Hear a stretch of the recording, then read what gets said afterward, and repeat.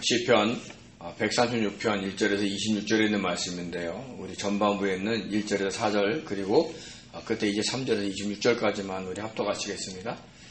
여호와께 감사하라. 그는 선하시며 그 인자하심이 영원하미로다. 신들 중에 뛰어난 하나님께 감사하라. 그 인자하심이 영원하미로다. 주들 중에 뛰어난 주께 감사하라. 그 인자하심이 영원하미로다. 홀로 큰 기이한 일을 행하시는 이에게 감사하라. 그 인자하심이 영원하미로다. 우리를 비천한 가운데서도 기억해 주신 이에게 감사하라. 그 인자하심이 영원하미로다. 우리를 우리 대적에게서 건지신 이에게 감사하라. 그 인자하심이 영원하미로다. 모든 육체에게 먹을 것을 주신 이에게 감사하라. 그 인자하심이 영원하미로다. 하늘의 하나님께 감사하라. 그 인자하심이 영원하미로다. 아멘. 성전을 향해서 순례자들이 올 때 노래 불렀던 시편 120편에서 134편의 노래가 끝나고 그리고 성전에 모여있는 그 성도들이 하나님께 찬양하는 그런 시편이 이어서 나옵니다. 그래서 지난 135편에서는 하나님께서 우리를 특별한 소유로 삼으시고 또 그 하나님이 어떻게 천지 만물을 운행하시고 그리고 이스라엘 백성들을 애굽에서 건져내신 것에 대해서 감사했습니다.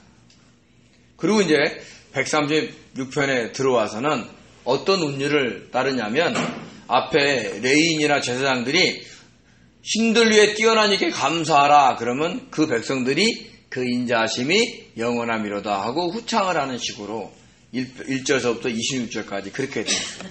그래서 많은 목사님들이 감사절 때 설교 제목으로 삼는 그런 시편이기도 합니다. 그래서 한번 상상해 보십시오. 수많은 순례자들이 성전에 모였고 거기 앞에서 제사장이나 레위인들이 여호와께 감사하라 그러면 그는 선하시며 그 인자하심이 영원하미로다 하고 백성들이 선창을 했고 그리고 신들 중에 뛰어난 하나님께 감사하라 그러면 그 인자하심이 영원하미로다. 그래서 26절까지 그렇게 앞에서 선창하면 뒤에서 후창하는 엄청난 정말 인파가 하나님께 찬양하는 그런 광경을 한번 상상해 볼 수가 있습니다.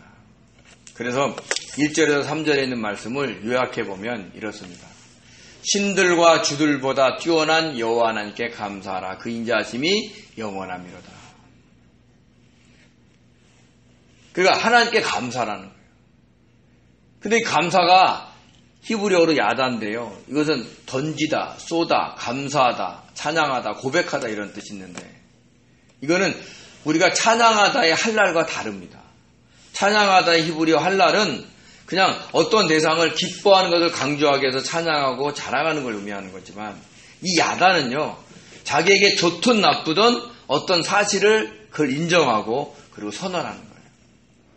저와 여러분이 하나님께 감사할 때 어떤 걸 많이 감사합니까? 좋은 일을 많이 감사하죠. 기쁜 일을 감사합니다. 잘된 일을 보고 감사합니다. 근데 우리가 진짜 하나님께 감사해야 될 것은 안 좋은 일, 나쁜 일, 괴로운 일을 당했을 때도 우리가 하나님께 감사하는 거예요. 근데 그 감사가 뭐냐? 하나님께 던지는 거예요. 하나님께 고백하는 거예요. 주님 나 이렇게 힘듭니다. 나 억울한 일 당했어요. 근데 하나님은 뭘로 받으세요? 그걸 감사로 받으시는 거예요. 왜냐하면 우리가 그 하나님을 기억한다는 것 자체가 하나님의 기쁨이거든요. 어떤 나쁜 일이나 안 좋은 일이 있을 때 우리는 어떻게 합니까? 주님을 생각하나요? 아니면 이 문제를 어떻게 해결해야 될까 거기에 골몰합니까? 아니면 그 문제를 해결할 수 있는 어떤 다른 방법을 찾으나고 혈안이 되어 있습니까? 그러면 하나님 보시기 어때요? 기쁘시겠어요? 슬프시겠어요? 좋은 일이든 나쁜 일이든 하나님을 찾기를 원하시는데 하나님은 좋은 일에는 우리가 하나님을 찾는 것처럼 행동해요. 근데 실제적으로 안 좋은 일이 딱 생길 때는 하나님께 원망하면서 다른 길을 찾아요. 저와 여러분이 하나님이 택한 특별한 소유가 됐으면 하나님께 감사하는 것은 좋은 일이든 나쁜 일이든 하나님께 던지는 거예요. 주님 나 이런 좋은 일이 있어요. 이런 안 좋은 일이 있어요. 이런 억울한 일이 있어요.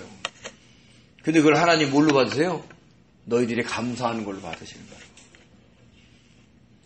그 하나님, 그 주님을 기억하면서 우리가 그분을 향해서 어떤 소리를 바란다는 것은 그분을 인정하고 그분의 도우심을 구하기 때문에 그래요. 그래서 레위인들이나 제사장들이 이스라엘 백성들에게 너희는 뭐하라? 감사하라. 하나님께 다 던져라.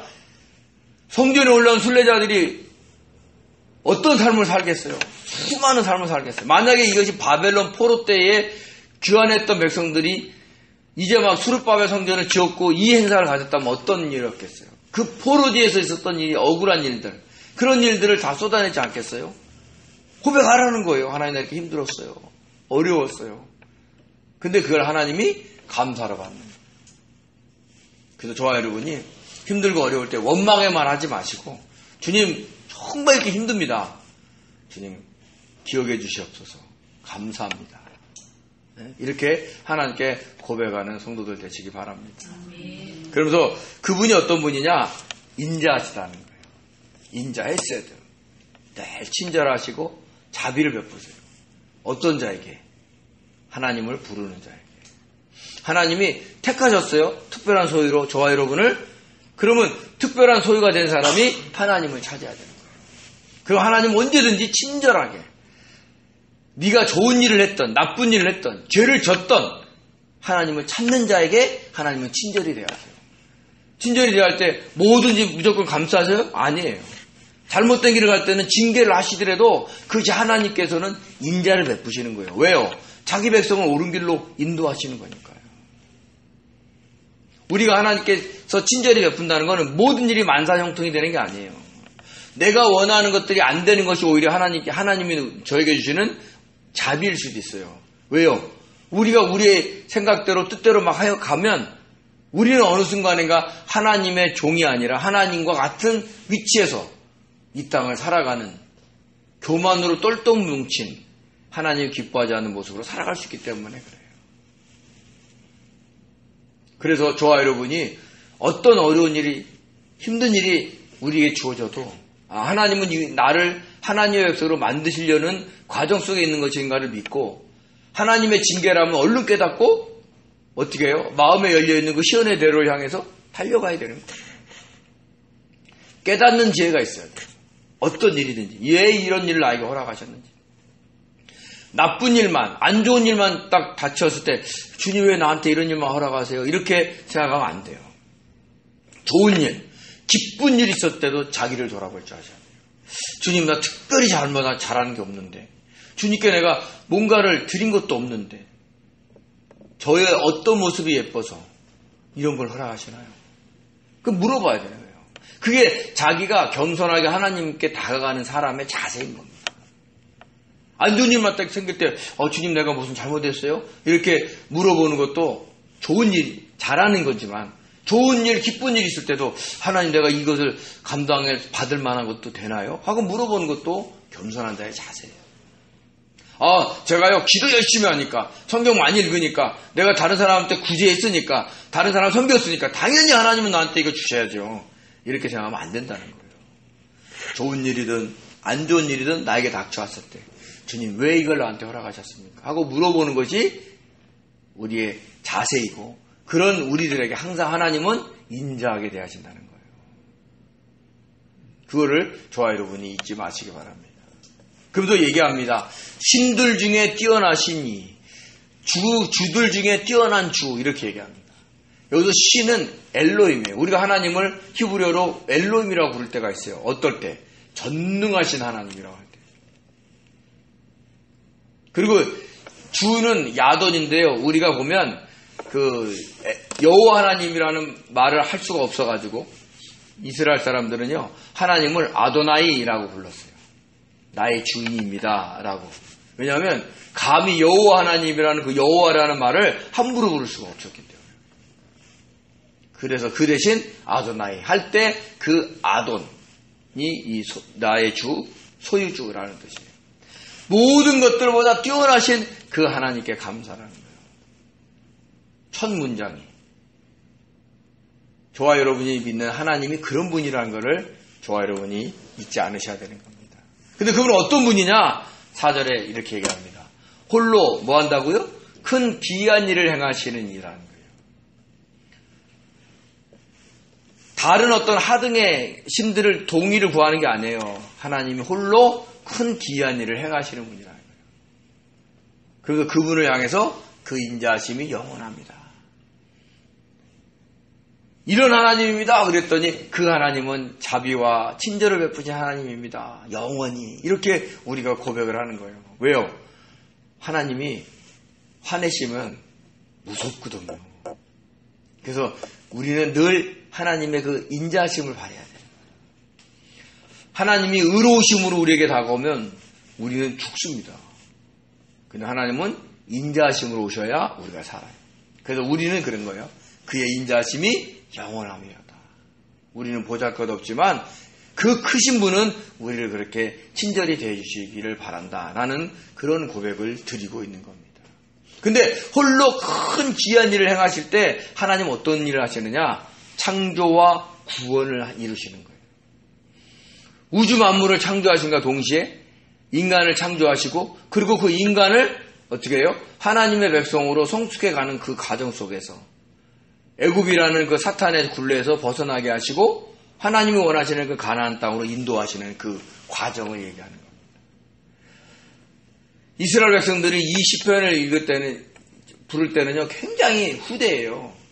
이스라엘 백성들이 출애굽하고 가나안 땅에 정착한 이후에 몇백 년, 아니 지금으로 보면 몇천 년이 지난 시기인데 꼭 뭘 얘기하냐면 이스라엘 백성들이 애굽에서 나오고 광야길을 걷고 가나안 땅에 정착했을 때 얘기를 꼭 해요. 자기네 조상들의 위대한 여정이기 때문에 얘기하는 게 아니라 그게 영적으로는 모든 사람에게 해당되는 영이 구원받는 과정, 혼이 구원받는 과정, 몸이 구원받는 과정이 그대로 그 과정을 거치기 때문에 그런 거예요. 그래서 오늘 이 시편 136편도요 그 얘기를 해요. 천지를 창조하신 하나님, 그리고 애굽에서 구원하신 하나님, 광야에서 인도하신 하나님, 가나안 땅에서 정착하게 하신 하나님. 가나안 땅은 영적으로는 현재적인 하나님의 나라예요. 그러니까 저와 여러분이 애굽이라는 사탄의 소굴에서 구원받았어요. 그래서 갓 태어났어요. 그래서 어디를 건너요? 홍해를 지나죠. 세례를 받는 거예요. 그리고는 우리가 광야 여정을 지나서 우리의 어떤 속에 있는 속성과 성품이 다 드러내게 하시고 그리고 하나님은 요단강이라는 걸 통해서 하나님이 가나안 땅을 입성시켰을 때 광야길은 모세를 통해서 인도하시고 가나안 땅은 누구를 통해 들여보내요? 여호수아요. 여호수아가 헬라어로 뭐예요? 예수예요. 예수. 그러니까 율법으로 끄집어내셨다가 예수로 인도하시는 거예요. 그 과정을 늘 이스라엘 백성들은 반복한다는 거예요. 그러니까 자기네 조상들의 그 위대한 얘기만 얘기하는 게 아니라 그게 자기네 인생이기 때문에 그래요. 오늘날 저와 여러분의 인생인 것을 아시고 이 말씀을 살펴보기를 원합니다. 그래서 5절에서 9절까지 어떻게 얘기하시냐면 이렇게 얘기합니다. 지혜로 하늘을 지으시고 땅을 물 위에 펴시고 큰 빛을 만들어서 낮에는 해로 밤에는 달과 별로 주관하게 하신 여호와께 감사하라. 그 인자하심이 영원합니다. 5절에서 9절까지 완전히 천지 창조에 대한 얘기 해주고 있는 거예요. 그런 분이에요. 근데 이런 분을 할 때 누구랑 의논했어요? 아니에요. 아까 4절에 홀로 그 큰 기이한 일을 행하시는 하나님을 누가 믿고 있어요? 저와 여러분이 믿고 있는 거예요.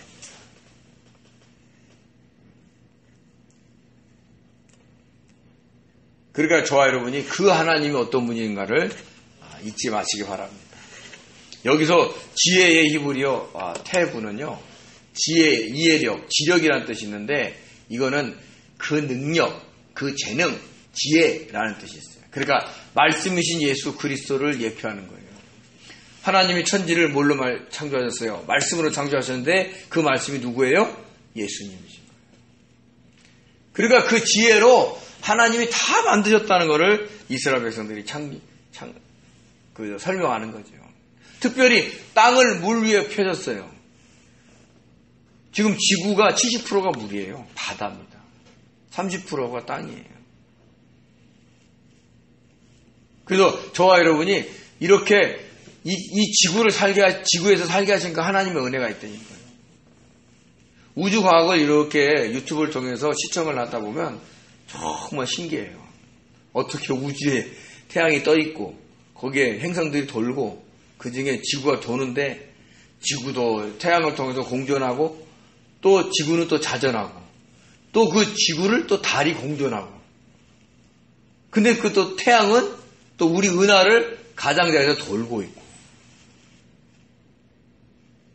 우리가 상상할 수 없는 속도로 날아가고 있거든요. 우리가 상상할 수 없는 속도로 돌아요. 우리가 이 자전하는 속도가요. 근데 우리는 못 느껴요. 그 얼마나 귀한 일인 거예요. 그런 하나님이 저를 뭘로 여기서 택하셨다고요? 특별한 소유, 서큘라라고 딱 택하셨다는 거예요. 그래서 그분이 어떤 분인가 이렇게 절절히 설명하고 있는 겁니다.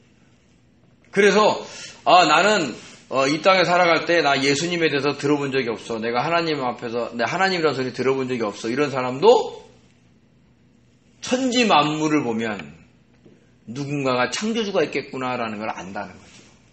그래서 사도 바울은 로마서 1장 20절에 이렇게 얘기합니다. 창세로부터 그의 보이지 아니하는 것들 곧 그의 영원하신 능력과 신성이 그가 만드신 만물에 분명히 보여 알려졌나니 그러므로 그들이 핑계치 못할지어다. 나 하나님 누군지 몰라요. 나한테 전해준 사람 없어요. 이런다 할지라도 천지 만물의 운행을 보면 창조주가 있을 것이라는 걸 다 기억한다는 거예요. 그래서 핑계대지 말라라고 얘기하는 거예요.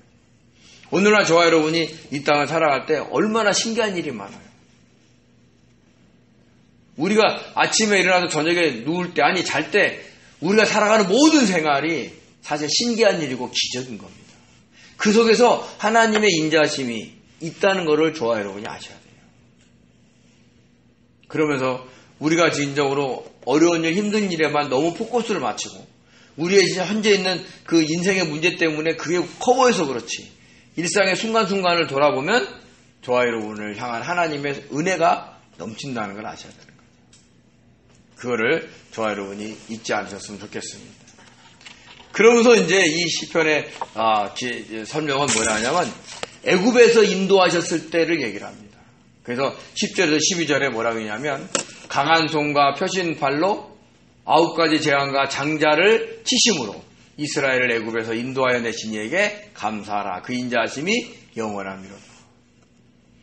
애굽에서 나오게 하셨을 때 상황을 얘기해 주는 거예요.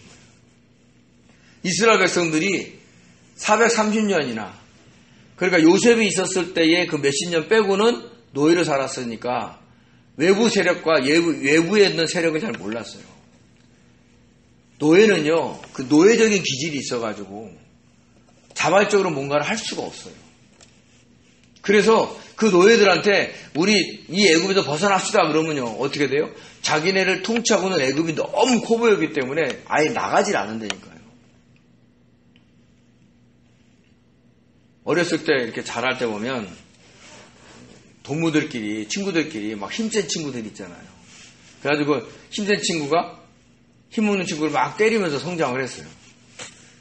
근데 이제 자라다 보니까 이 맞았던 애가 덩치가 더 커진 거예요. 때렸던 애들은 별로 덜 컸고. 그래도 나중에 청년 때 만나잖아요.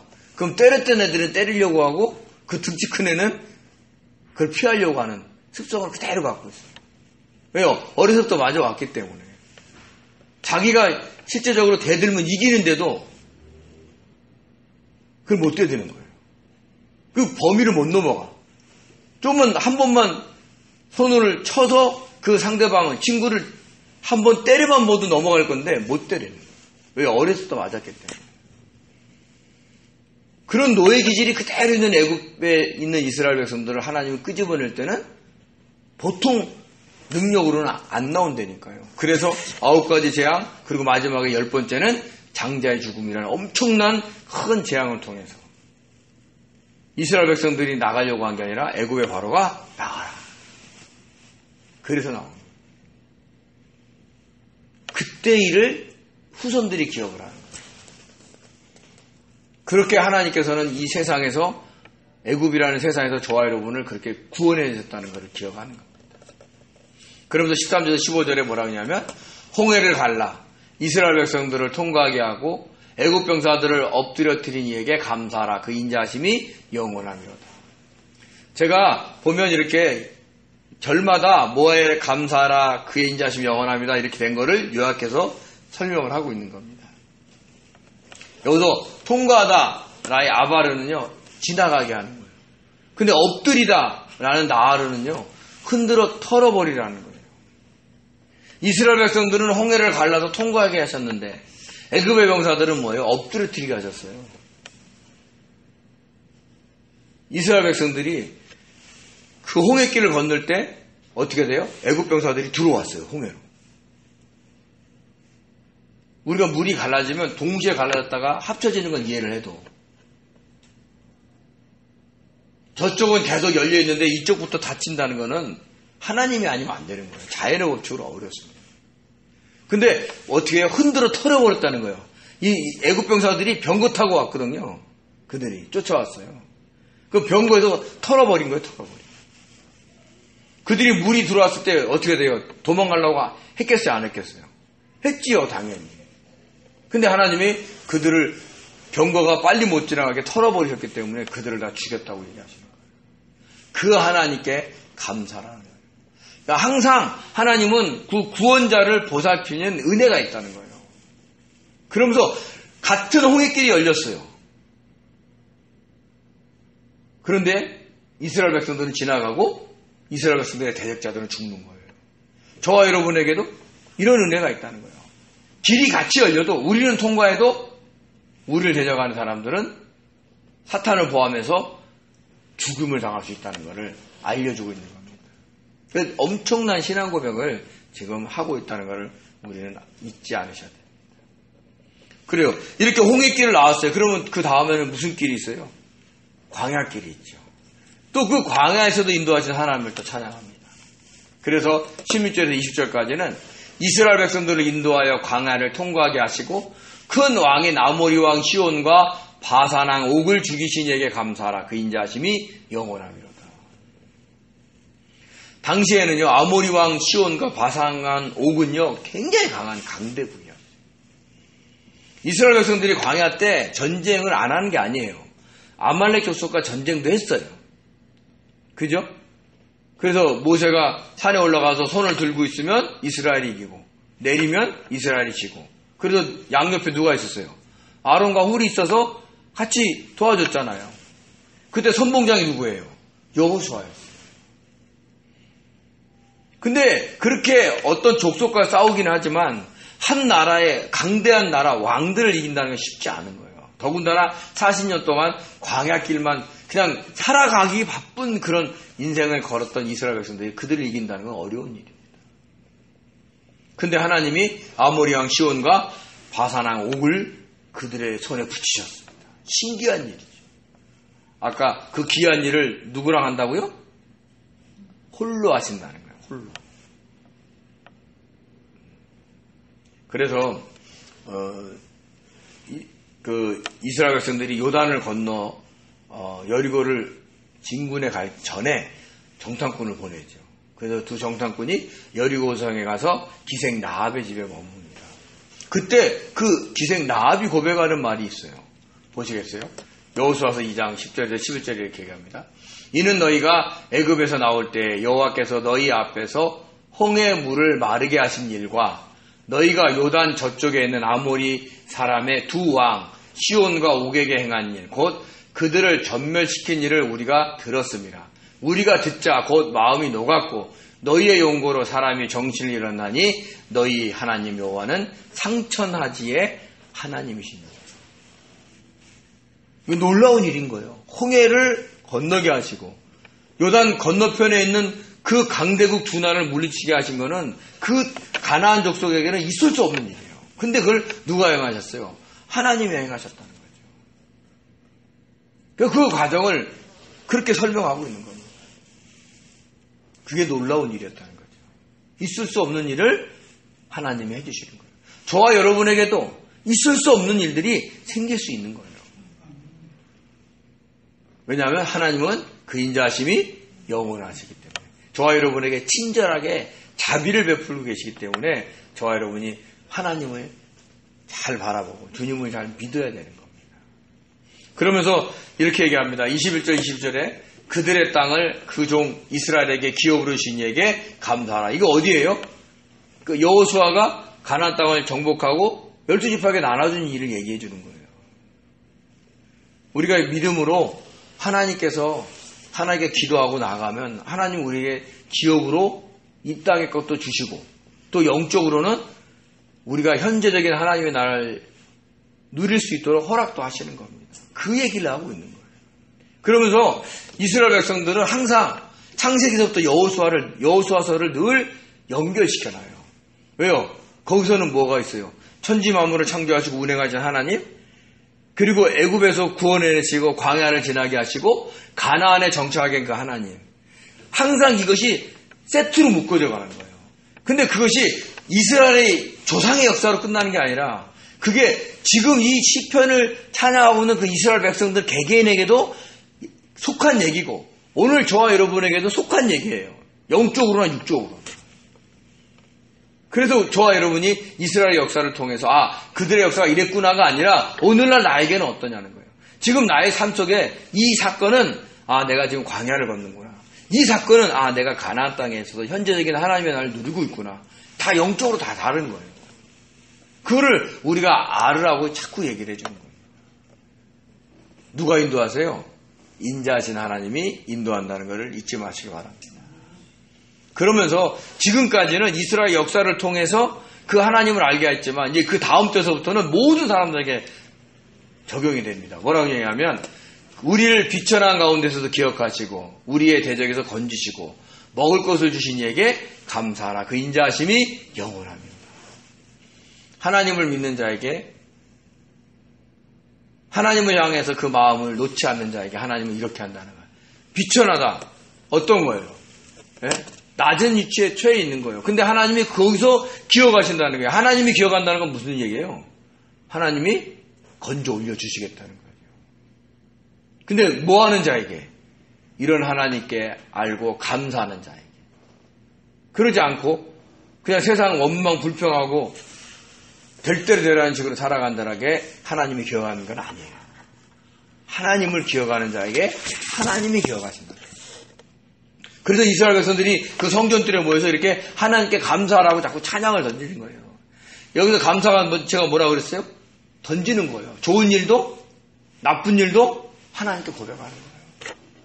그럼 하나님이 그 인자하심이 영원하시기 때문에 우리를 도우신다는 거예요. 우리 대적에게서도 건져주세요. 대적, 고통스러운 일, 또 우리를 적대하고 있는 사람들.